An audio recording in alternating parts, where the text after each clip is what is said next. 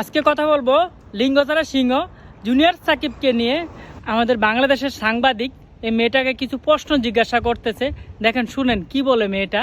সাকিব কি কখনো বাবা হতে পারবে, তুমি কি বলো? আমার মনে হয় না পারবে। আর কখন নতুন বিয়ে করছে তো সাকিব, দেখলাম সোশ্যাল মিডিয়াতে, তো তার সম্পর্কটা 10 দিনও টিকলো না। আর এই মেয়েটার কথা শুনলেই কিন্তু বোঝা যায় মেয়েটা ভাইরাল হইতে আসছে। আর আজ সে জুনিয়র সাকিব ভাইরাল, তার জন্য মেয়েটা মানে করে তার সঙ্গ দিতে আইছে। ভাই কিছুদিন পর তোমার লাথি মেরে চলে যাইব, ঠিক আছে?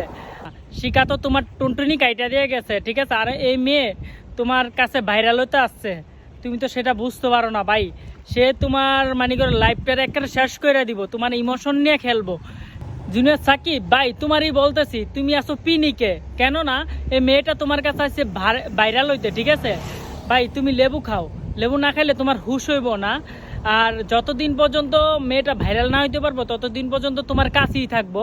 আর এই মেয়েটারা নিয়ে কি বলুম, কিছু বলার নাই। আর মেয়েরা ভাই এমন একটা মানে বাংলাদেশে এখন বর্তমান মেয়েরা এরকম হইছে, মানে দেখতেছে যে ভাইরাল তার কাছেই যাইতেছে। আর এই যে বিয়ে করতেছে, কয়দিন পর দেখতেছে ডিভোর্স হয়ে যাইতেছে, হাজার হাজার ডিভোর্স হইতেছে এরকম। আর কয়দিন পর দেখবা ও মেয়েটার মা তারপর ওর ফ্যামিলি নিয়ে আইসা বলবো এটা বিয়ে হয় নাই বা কোনো কিছু না। মানে সোশ্যাল মিডিয়াতে এগুলো সব মিথ্যে, সব দোষ জুনিয়র সাকিবের, ঠিক আছে? একটা মেসেজ দিতে চাই সবাইকে, এরকম ভুল সাকিবের মতো কেউ করবেন না।